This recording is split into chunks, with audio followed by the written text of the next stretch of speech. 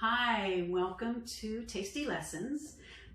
Today I want to do a cheesecake, or actually talk about cheesecakes and show you how to make them and how to make the kind that you want to make. Cheesecake is one of my very favorite things to make simply because almost everybody loves it. I love it, and it's fairly easy. It doesn't take a lot of crazy ingredients or anything like that. And you can whip one up and take it with you or have it for dinner, a dinner party, whatever. And there's so many different containers and pans you can make them in. So I just love it. Now, the first things first, we got to get a crust going.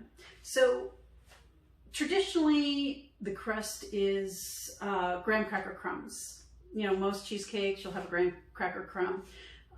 So basically what it is, I just throw some graham crackers in there. I don't really have a recipe. I'll just tell you what to look out for. So I have my crumbs in there. Sugar. Graham crackers aren't really that sweet, but so I want to sweeten it just a little bit.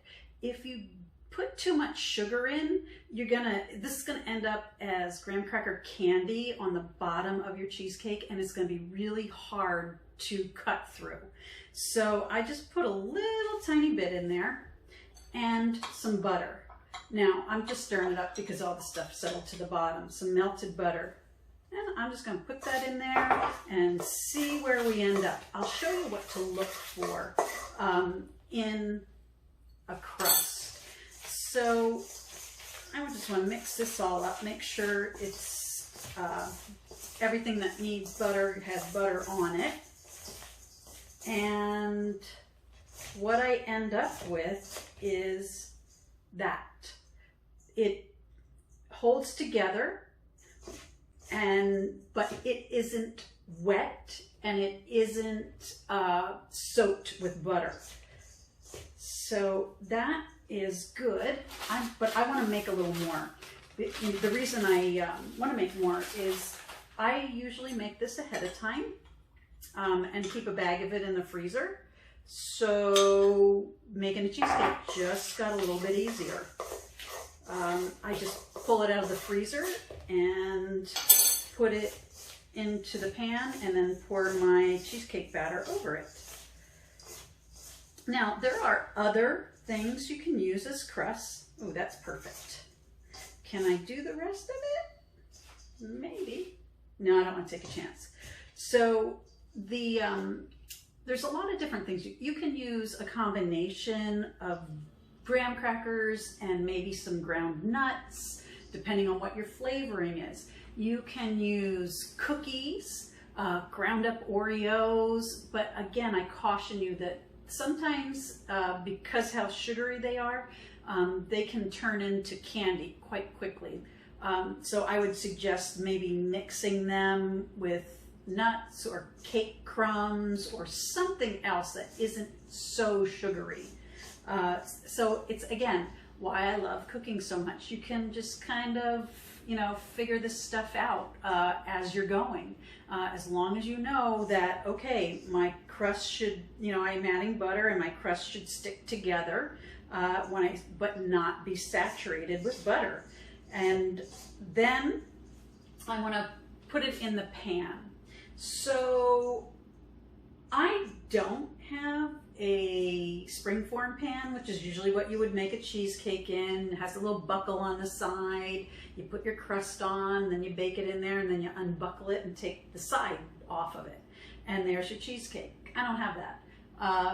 So what I'm going to use, I'm going to grab two of just random pans I have, and I'm going to just sprinkle this on the bottom.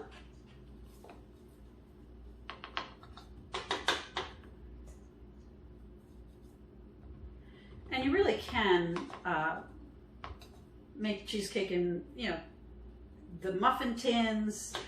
It's unlimited. It's all about your creativity and imagination, how you want this to go down. So I put that there. And I've already seen people take a cake and cut a cake and put it in here, like a slice of a cake about that thick in there as their crust, which actually sounds really, really good. And it is. I've done it. So I don't want a gigantically thick crust. I want a crust that holds together when I bring the cheesecake out and is rather thin compared to the cheesecake. So I just push that down in there and in here. And next, I'm going to show you how to make the cheesecake batter. All right, we're ready to make our cheesecake batter. Cheesecake batter, really, like, there is a bunch of different kinds. You know, you could use ricotta cheese, cream cheese, and part sour cream. There's all different combinations. However, the one that, you know, is most familiar to people and the one that I like the best is the easiest one. For every 1 pound, which is 2 blocks, you use 2 eggs, some vanilla, which I don't have, but I'm putting that there as a placeholder, and a half a cup of sugar. So simple, simple, simple. So if I wanted to make like one of those giant ones, like that are really thick and a little bit of crust and then about that much of cheesecake, I could add more cream cheese. So I might have 5 pounds worth of it, and then I could figure out how many eggs I needed. You know, I would need 10 eggs. I would figure out how much vanilla you need, like a half a teaspoon per pound, and then a half a cup of sugar per pound. So it's really easily scalable to whatever you want to make with it. And it's kind of like a blank canvas. It is good on its own, but you can add just about anything you can think of to a cheesecake, and it just turns out great. So I'm making a 2-pound cheesecake. So the one important thing is I had my cream cheese sitting out at room temperature for a couple of, like, maybe 2 hours, and that helps soften it up. If you don't have the time to do that, you could put it in the mixer and mix it, but it takes longer. So I'm going to mix this till it is nice and smooth. The reason being is I don't want chunks of cheesecake all over, you know, cream cheese in my batter. So I want it really, really, really nice and smooth. So I'm going to turn this on to about medium, and then when it's ready, I'll show you what it looks like, and then we can add the rest of our ingredients. All right, so my cream cheese is nice and smooth. I don't know if you'd be able to see that, but it's not liquidy or anything, but it's nice and smooth and soft. And what I want to do next is add the sugar. So I have 2 pounds, so I'm going to add a cup of sugar into this. And I want to add the sugar before the eggs, simply because it's at room temperature. It's going to warm it up, because when I add the eggs, it's going to cool it down, and it could make the batter lumpy. But sugar is also, when it hits other liquid, it turns to liquid. So it's going to make it a lot easier to mix together when I want to add the eggs. So I do 1, oops. So 1 cup. And I would put my fake vanilla in. I can't believe I don't have vanilla. That's like a staple. So I put the vanilla in and the sugar, and I'm going to let that mix for a bit. One thing you don't want to do when you're mixing this is like make it very airy and light and fluffy. That'll only lead to a weird texture. So we want to mix it, but not whip it.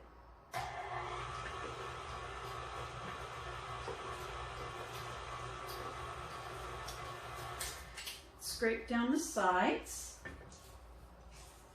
because this is, you know, the next to the bowl, it doesn't grab that. It's just a little too sticky for that. So you have to do it manually.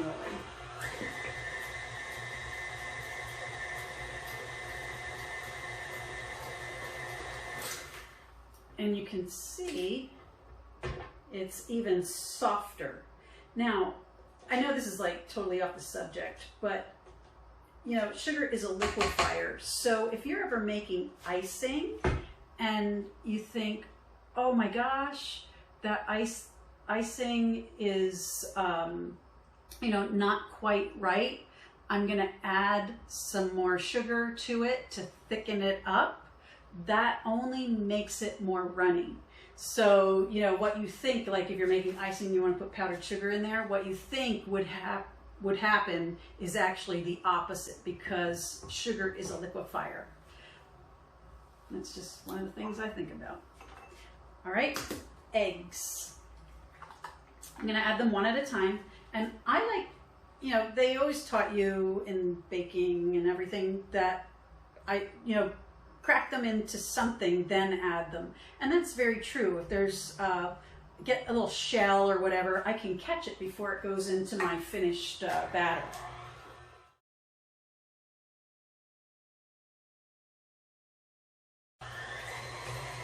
And it's cheesecake. I'm just gonna let it go for a few minutes, make sure it's really, really smooth. I'll let it go about maybe 2-3 minutes, and then we're gonna make some different flavored cheesecakes. All right, now I have my cheesecake split up into 2 different bowls because I want to make 2 different kinds. The first kind I want to make, I found these espresso chips at work one time and I was like, oh, what are these? And then I ended up making cookies with them and they were awesome. They're not really chocolate. They look like chocolate chips, but they're espresso chips. So I didn't know, you know, I just put a little heavy cream in with this, put it in the microwave and melted them. So what I want to do is I want to make a mocha cheesecake. So I have my cocoa, and I'm just going to flavor it a little bit with some cocoa. And the beauty of this is you can experiment, and you can give it a taste before you put it in the oven and see if it's any good. So put some of that in there, and I don't know how this is going to act. I have no idea what it's going to do once I put it in there, whether it's going to like seize up and be really weird, or it's going to mix. Oh, it looks like it's mixing nicely. So chocolate and espresso, it is. And looks pretty good. I'm going to give it a try though. And I also have some milk chocolate chips I think I'm going to add to it. Went a little crazy in the baking aisle the other day. So I'm going to grab, I don't have any spoons left, so grab a fork.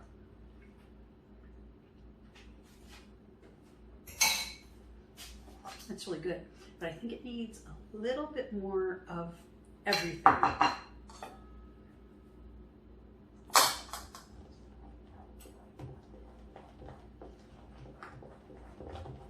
Yeah, and up until a few minutes ago, I didn't even really know what one I was gonna make, because I have a lot of stuff that I would like to add, but I didn't have that much cream cheese to make 3 or 4 of them. So let's talk ingredients. So cocoa makes chocolate, obviously.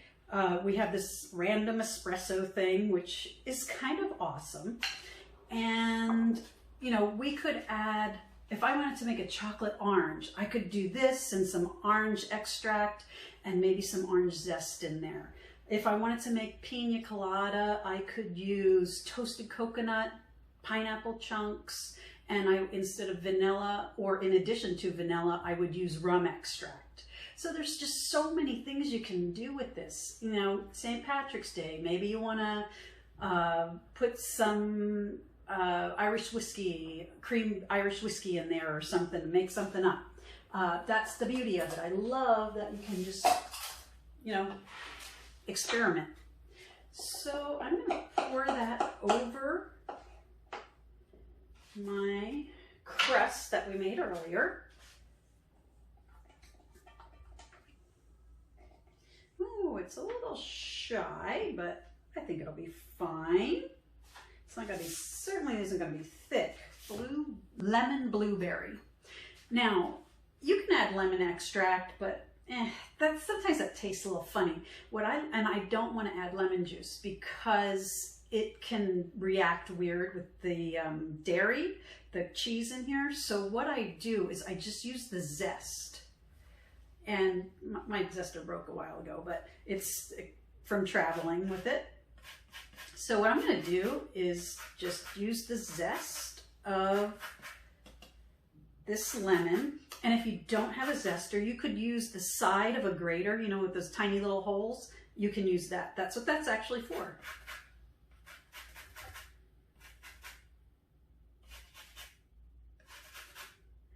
Oh, it smells so good. Okay, I want to make sure I get all the zest off of there. And my blueberries, I'm actually going to squeeze a couple in there. Not real squeezy squeeze, but just so that they're broken up a bit. That'll give a little bit of color, but not much.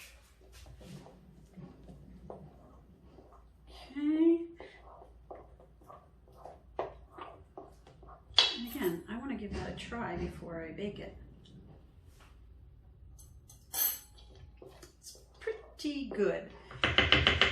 So this one I'm just going to put in there, bake, and what I'm looking for when a cheesecake is baking, when the egg whites or the eggs that are mixed in here, when the proteins start to coagulate, I know this is very, but anyway, they puff up. Like when you scramble an egg in the pan, it's really little, but then when it cooks, it gets fluffy like scrambled eggs. So that's the same thing that's going on inside of your cheesecake. So I want to look for the cheesecake to rise a bit. It's not going to be huge, but it will rise, and it will also maybe be, you can't really tell on that one, but maybe brown a little tiny bit at the edges. You'll see that happening. So that's what I'm going to look for when I look at my cheesecake. Now, some cheesecakes you'll even put them in the oven, and you know, different temperatures. I've seen them where they say turn it off and let it sit there for a couple of hours, and you know, the one that I saw like that was really good. But for just like the regular old cheesecake, I'm going to put it in at 350 and wait for it to puff and see how it is. If it's too jiggly, I don't want to take it out, but I don't want it to get too brown either. And this one, I'm obviously going to wait till it puffs, and the color will change on this. It'll be a little lighter, and when it puffs, that's when I don't want a big crack in the middle of it. I just want it to puff. All right, so I have the mocha cheesecake out. It looks really, really good. I pulled it out like a minute ago, and it was a little more puffed, but it was all puffed, no jiggle left. And this is kind of hard to tell if it's browning. How do I know it's brown? But this one I'm just going to leave as it is. I'm going to cool it down, put it in the fridge. It's always better to make these the day before. You want to use them because it is just too, you know, it'll be a mess if you try to cut this now, even when it's cool. It needs some time to harden up. So there's that one. And you can also freeze cheesecake. It freezes really, really well. You can do it individually in pieces, or you could do the whole thing. Just make sure it's wrapped really tight. So I'm going to do a little sour cream topping on the lemon. Now that one, this one was kind of small. That one, it was a little bit thicker, so it's going to take a little bit longer. This was in there maybe a half hour at 350. I could have turned it down and let it in a little bit longer, but I mean, it turned out okay. If it were a real thick one, I would probably have turned the heat down so it didn't get brown. So let's see, this is maybe a quarter cup of sugar. And I'm gonna put some vanilla in there, even though I don't have any, I'm just using that as a place marker.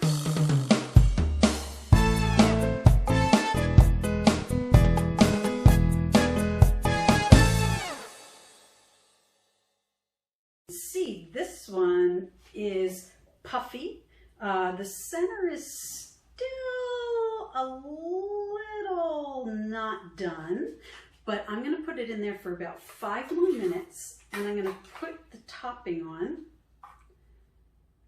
And of course it's going to melt right away onto anything, but when you have this all cooled down, and tomorrow it'll be solid, and it'll just give that extra little flavor. And one of the raspberries is, or one of the blueberries is going crazy over here. I hear it sizzling on the side. So I just want to coat the whole top of that. And I used maybe a cup of sour cream, maybe not even. And this just, and then it'll give it a nice little flavor. And then on the side, you'll see the crust, the blueberry cheesecake, and then just a little thin line of sour cream topping. All right, so I'm going to give that about 5 more minutes. And then when these are all cooled down, I'm going to put them in the refrigerator and refrigerate them overnight.